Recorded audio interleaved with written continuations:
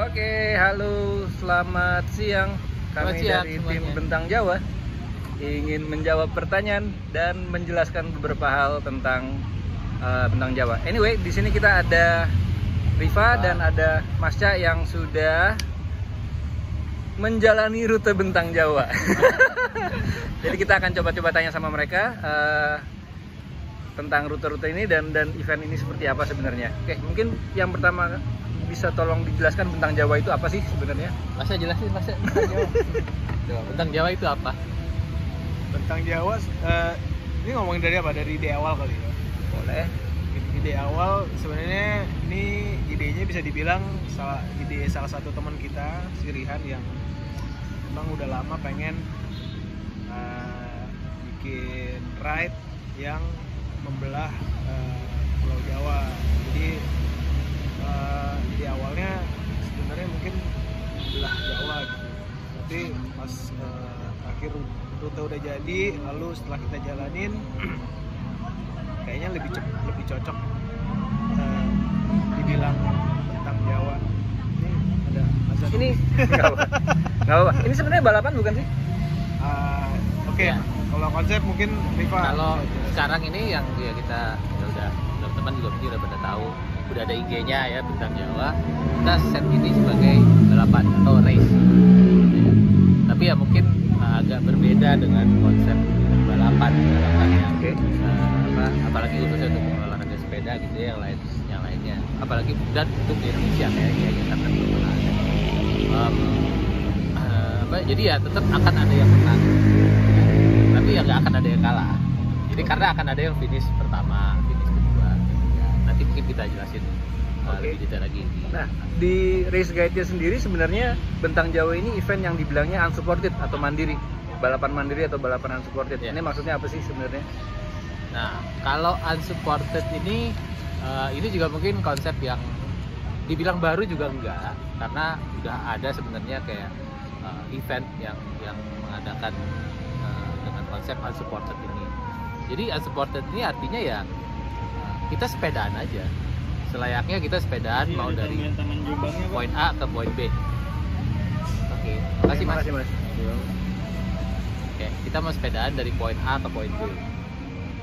Tidak diikuti oleh teman, dalam hal diikuti ini dia siap-siap bantuin kalau ada apa-apa gitu. Jadi ya udah kita jalan aja sendiri. Oke, gue mau kayak misalnya gue mau ke Bandung gitu misalnya ya udah gue jalan aja sendiri.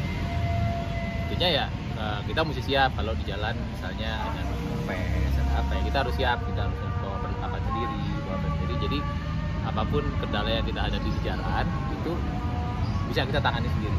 Oke. Jadi intinya itulah unsupported, tidak dapat bantuan dari pihak luar. Oke.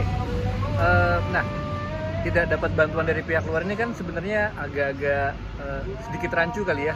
Sebenarnya apa aja sih yang boleh dan apa yang nggak boleh gitu maksudnya. Misalnya gitu ya. Misalnya gue pengen ikutan gitu. Terus misalnya di kilometer 300 gue pengen ketemu anak gue gitu misalnya. Boleh nggak sih kayak gitu? Atau mungkin ada contoh-contoh lain apa yang boleh dan apa yang tidak boleh? Apa ya? Jadi kalau kayak gitu gue langsung jawab dulu, itu nggak boleh. Oke. Karena kenapa? Kan pas bener kan gue mau ketemu keluarga gue atau apa. Jadi nah itu di situ tadi balik lagi ke unsupportednya. Oke. Dengan misalnya kita bisa ketemu keluarga dengan sengaja ya, ketemu keluarga di tengah atau teman atau yang udah janjian atau apa, kita secara psikologis, secara ini kita tuh jadi tahu ada yang bakal nungguin kita.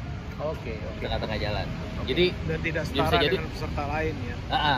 Dan jadi juga kita tahu oh ya kalau ada apa-apa nanti ada yang nunggu di tengah jalan gitu. Nah, Oke. Itu yang memang tidak tidak diperbolehkan dalam event yang konsepnya unsupported seperti ini. Oke. Dan kayak gitu kan juga nggak semua peserta ada.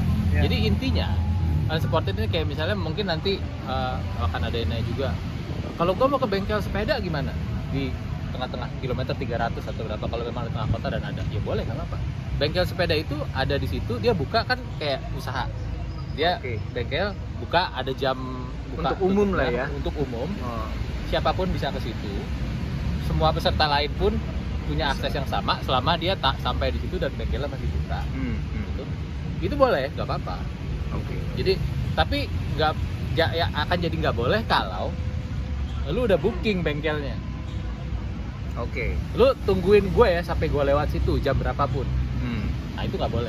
Jadi nggak fair ya? Jadi nggak fair. Ya, peserta ya. lain nggak tahu, peserta lain nggak itu tidak bisa diakses oleh peserta lain. Gitu. Jadi memang di sini lebih dituntut self awareness kita sama ya aturan yang ada. Sama ya oke, kita tahu berarti kayak gitu ya udah. Kalau memang kita sampai udah tutup, oke, kita mesti mikir gimana caranya gue betulin sepeda gue.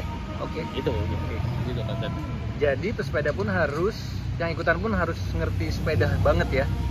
Harus minimal bisa memperbaiki kalau ya ada masalah minor itu kayak misalnya sampai ke tempat berikutnya yang ya, ada kehidupan kurang lebih kehidupan gitu yang ya. mungkin di sana kayaknya ada bengkel nanti. Oke. Kalau ini yang penting gue nyampe dulu sana, terus di sana gue benerin. Itu boleh, nggak apa-apa gitu. Jadi dan memang ya harus seperti itu gitu. Oke. Kayak hal-hal simple lah, tidak harus yang gue harus bisa apa gitu, harus bisa bikin wheelset ya enggak, susah bikin wheelset di tengah jalan.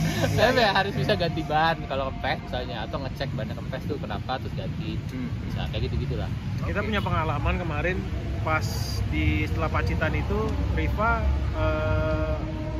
setelah mengalami jari-jari putus dan ban kempes yang ketiga kali. Ya. Akhirnya dia harus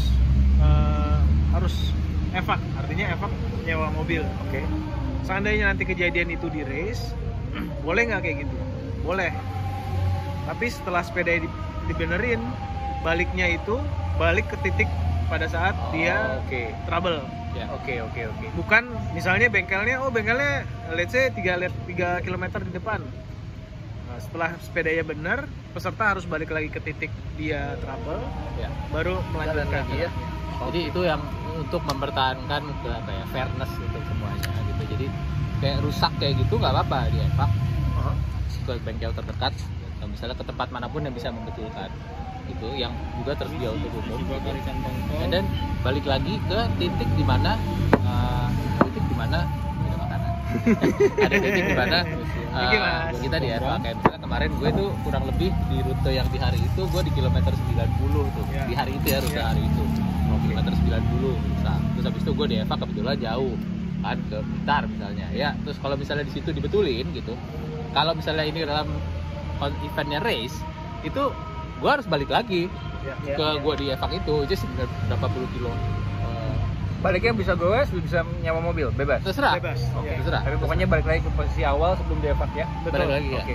Jadi kayak misalnya harus dimulai dari titik di mana Tapi waktu tetap berjalan ya artinya. waktu tetap berjalan. Waktu kayak nah ibaratnya kalau lomba ini yang dihitung ya jelas apa ya, elapsed time. Elapsed time ya. Bukan moving time. Bukan moving Ya, time. bukan moving time. Ya. Oke. Nah, rutenya sendiri dari mana ke mana? Bentang Jawa ini. Rute itu kita start dari Carita, finishnya start Carita, finish di Banyuwangi, di alun-alun Belambangan Kota Banyuwangi. Lewat jalur Taman selatan Belakang. artinya ya. Lewat jalur selatan, lewat bawah, Jalur all the selatan. way lewat bawah terus. Kenapa lewat jalur selatan? Bukannya itu lebih banyak tanjakan ya? Lewat tengah justru lebih banyak. lewat tengah jauh lebih banyak tanyakan. Oke. Nah, jalannya sendiri waktu kalian ngetes kayak gimana nih? Banyak off-roadnya kah? Banyak jalanan rusak? Atau aspal mulus? Jalanan bisa kita bilang kayaknya dari 10 rute itu 100% lah aspal. Bisa kita bilang 100% aspal. Kita ada ketemu beberapa section very small yang mungkin agak aku jadi tanah atau apa karena memang jalanan lagi ada perbaikan. Oke. Gitu. Jadi bukan karena kita Masukin gravel gitu, enggak. Jadi jalanannya itu ini ya mungkin buat referensi juga, kemarin kita berempat sepedaan semua bannya slick. Oke. Jadi bukan ban yang gravel yang ada ini enggak. Jadi ban Memang memang slick ya? jadi bisa banget dari ada yang pakai ban Rihan pakai ban 32 ya kalau nggak salah ya. Gua 32. Udah 32. Iya. Ada 32 sampai Rihan juga 32. ya. 3 lu Gua 34. 34, 32 sama 38 ya. 38. Ready ya. Sampai 38 dan semuanya slick bannya, tidak ada yang ban gravel gitu yang ada kembang-kembang. Untuk bentang Jawa sendiri ada cut off time-nya berapa nih? Kalau tadi kita ngomongin Cut off time ini 156 jam. ya hari jam, 156 jam. 156 jam.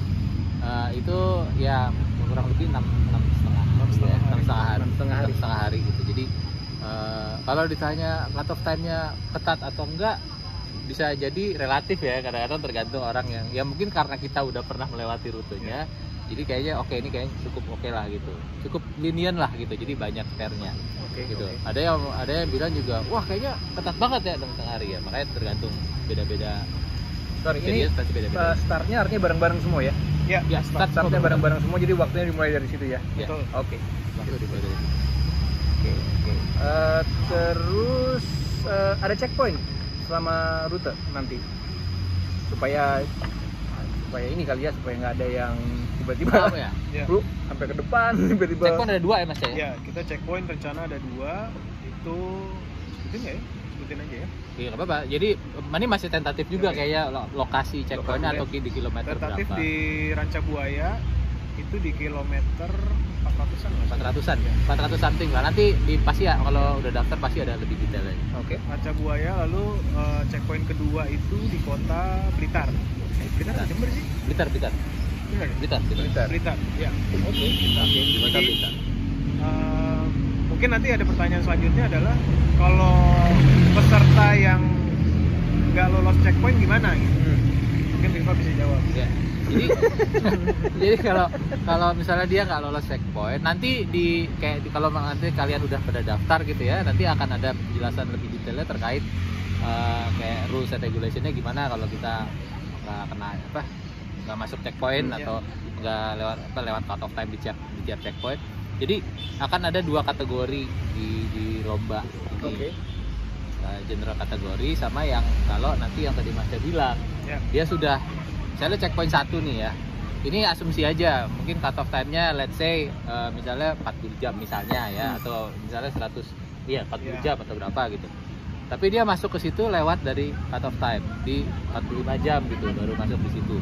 Nah dia nanti terus habis itu dia tetap mau lanjutin gitu, it's okay, nggak apa-apa gitu, tapi nanti dia jadi tidak bisa masuk ke general classification yang which is ada rankingnya gitu. Jadi timingnya nggak akan tercatat atau apa, tapi masih kalau dia lanjut dan tetap finish dan tetap mematuhi semua peraturan lomba, termasuk tadi peraturan unsupportednya dan lain-lainnya, nanti ada detail peraturannya, itu mereka bisa tetap dianggap sebagai finisher.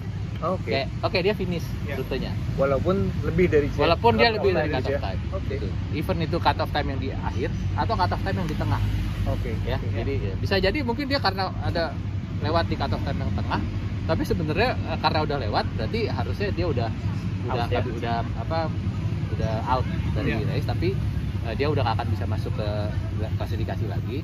Tapi pada saat finish somehow gimana ternyata dia lebih semangat setelah dia ini, dia finishnya masih bisa sedikit under cut off time gitu, like 155 jam gitu finishnya. Ya dia tetap nggak bisa masuk ke klasifikasi karena dia mungkin di cut off di checkpointnya tuh udah kena cut off gitu. Tapi dia masih tetap bisa dianggap sebagai finisher, penamat. Selama dia tetap mematuhi aturan-aturan tadi, tidak dapat bantuan, tetap sendiri ridingnya, tetap konsep unsupportednya tuh tetap dipegang teguh gitu. Nah, dia tetap bisa dianggap sebagai finisher. Itu bincang-bincang kita yang pertama. Kita akan lanjut lagi nanti, tapi kita mau makan siang dulu. Thank you.